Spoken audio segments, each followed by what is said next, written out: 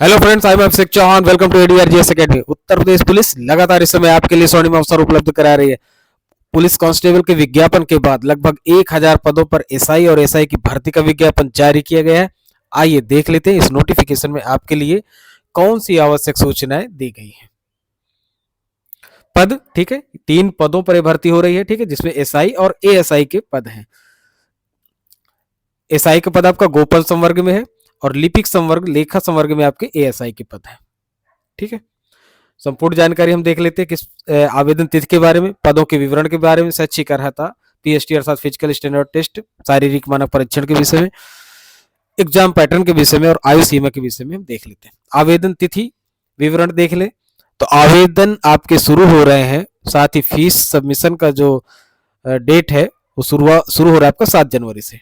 Clear, 7 जनवरी से आपके form fill होना शुरू हो जाएगा और आप उसी दिन से फीस भी जमा कर सकते हैं। ऑनलाइन आवेदन शुल्क जमा करने की जो अंतिम तिथि वो है आपकी 28 जनवरी। ठीक है, शुल्क समायोजन और आवेदन की संशोधन की अंतिम तिथि, जो भी फॉर्म आपने सबमिट किया है उसके संशोधन की तिथि है आपकी 30 जनवरी। ठीक, आवेदन शुल्क 400 रुपीज, ठीक है, सभी कैटेगरी के लिए, इसको कैटेगरी वाइज बांटा नहीं गया।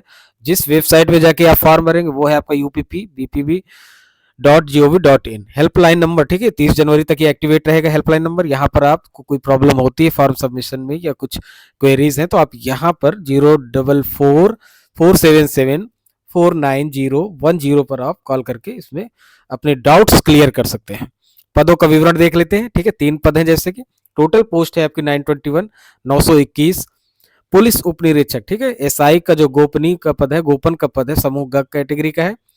ठीक है, समूह ग, पदों की संख्या है 268। वेतनमान की बात करें तो पे बैंड है 9300 से 34,800 और ग्रेड पे 4200 का होगा, लेवल 6। ठीक है, दूसरा पद है एएसआई का लिपिक कैटेगरी में, तो 449 पद है, 449 पद। वेतनमान की बात करें तो पे बैंड है 5200 से लेकर 20,200, ग्रेड पे आएगा आपका 2800 और लेवल 5 का रहेगा।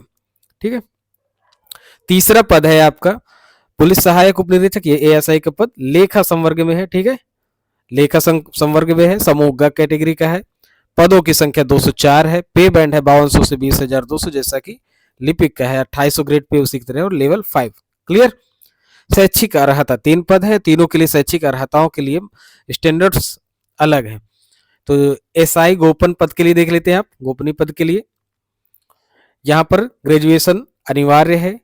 ठीक है, हिंदी टाइपिंग आपकी 25 शब्द पर मिनट होना चाहिए इन स्क्रिप्ट कोड कीबोर्ड पर और यूनिकोड में।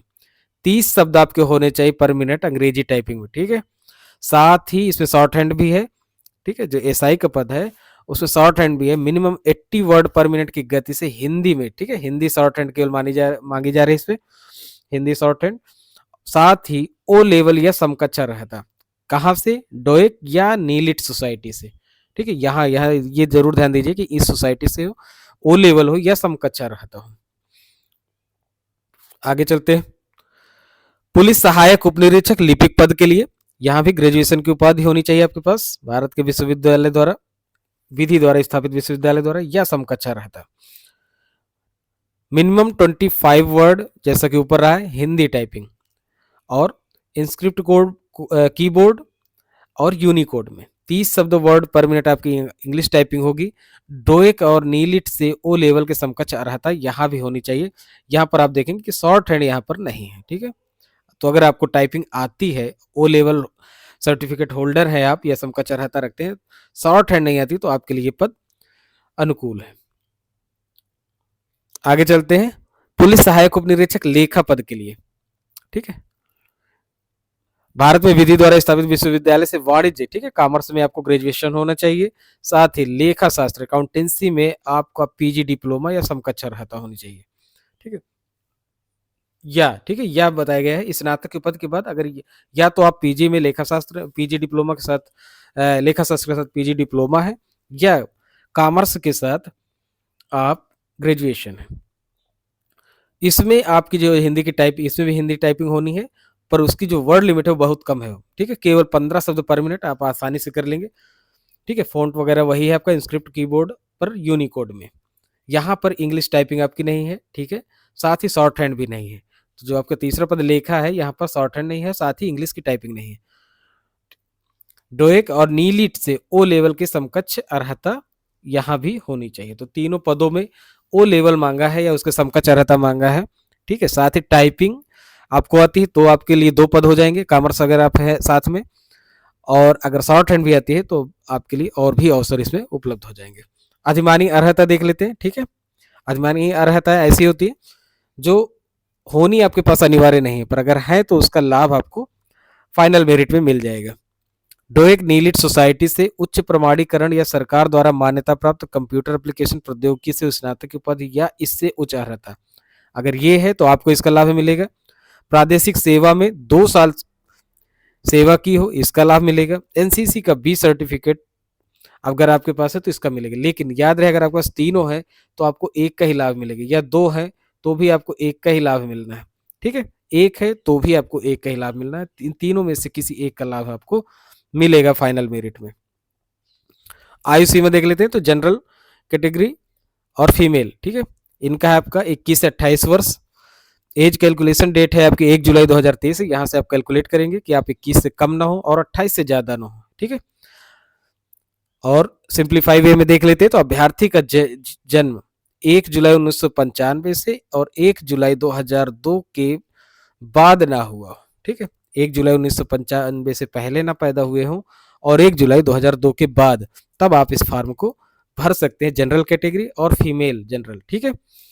फीमेल अगर एससी ओबीसी कैटेगरी है तो उन्हें अपनी ओबीसी या एससी कैटेगरी के हिसाब से मिलेगा, ठीक है, age relaxation. OBC SC ST में 5 वर्ष की छूट है, जो भी ऊपर की कैटेगरी है वहां 5 साल और आप जोड़ लीजिए, ठीक है, और वहां से आप फॉर्म भर सकते हैं, ठीक है। तो इनकी पहुंच जाती है आपकी 21 से 33 वर्ष, ठीक है। 28 वर्ष जनरल के लिए 5 ईयर की छूट, तो 21 से 33 वर्ष पहुंच गई। एज कैलकुलेशन डेट आपकी 1 जुलाई 2023 से है। उसी तरह भूतपूर्व सैनिक के लिए अगर बात करें तो इनके लिए अधिकतम आयु सीमा की छूट कितनी, 3 साल की, और वो कैसे कैलकुलेट होगी, भूतपूर्व सैनिकों की आयु सेना में की गई अवधि को उसकी वास्तविक आयु से घटा देने पर निर्धारित आयु सीमा से 3 वर्ष से अधिक नहीं होनी चाहिए, ठीक है। तो 3 साल की छूट मिलेगी, उसमें उनकी सेवा की अवधि घटा दी जाती है। उसके बाद जो ओरिजिनल एज होगी उसमें 3 साल जोड़ के आप उस रेंज में आ रहे हैं तो आप फॉर्म भर सकते हैं। शारीरिक मानक परीक्षण, फिजिकल स्टैंडर्ड टेस्ट, ऊंचाई या लंबाई, ठीक है, हाइट होनी चाहिए आपकी, जनरल ओबीसी एससी मेल की होनी चाहिए 163, ठीक है, 163 होनी चाहिए जनरल ओबीसी एससी पुरुषों की। एसटी पुरुष के लिए छूट है 156, 156 आपकी एसटी पुरुष के लिए होनी चाहिए। अब महिला में देख लेते हैं, तो जनरल ओबीसी एससी महिला की 150 सेंटीमीटर होनी चाहिए, जबकि एसटी महिला को भी यहाँ छूट है 145 सेंटीमीटर, ठीक है। सीना चेस्ट को देख लेते हैं, तो जनरल ओबीसी एससी अभ्यर्थियों के लिए न्यूनतम 77 सेंटीमीटर होना चाहिए, ठीक है। जनरल ओबीसी एससी के लिए कितना, 77 सेंटीमीटर बिना फुलाए, और फुलाने पर 82 सेंटीमीटर।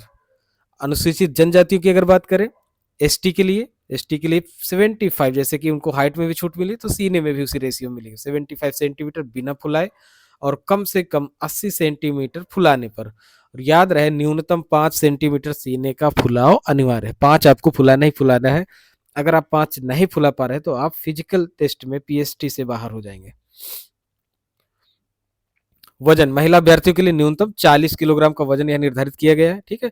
मेल के लिए नोटिफिकेशन में कोई क्लियरेंस नहीं, हाइट और चेस्ट के रेशियो में वेट संभवतः पर्याप्त आ ही जाता होगा, इसीलिए पुरुषों के लिए वेट को मेंशन नहीं किया गया, जबकि महिलाओं के लिए 40 kg का वेट निर्धारित है। लिखित परीक्षा प्रणाली देख लेते हैं। सबसे पहले आपका रिटर्न होगा, उसी के आधार पर शॉर्ट लिस्टिंग होगी। पहले परीक्षा मोड ऑनलाइन है, ठीक है, आपको ऑफलाइन मोड में नहीं देना, ठीक है। कंप्यूटर बेस्ड ये परीक्षा होगी, ऑनलाइन होगी। कुल प्रश्न होंगे 200, ठीक है, 200 प्रश्न आपको मिलेंगे और समय मिलेगा आपको 2.5 घंटे का, 2.5 आवर, ठीक है, ये मिलेगा।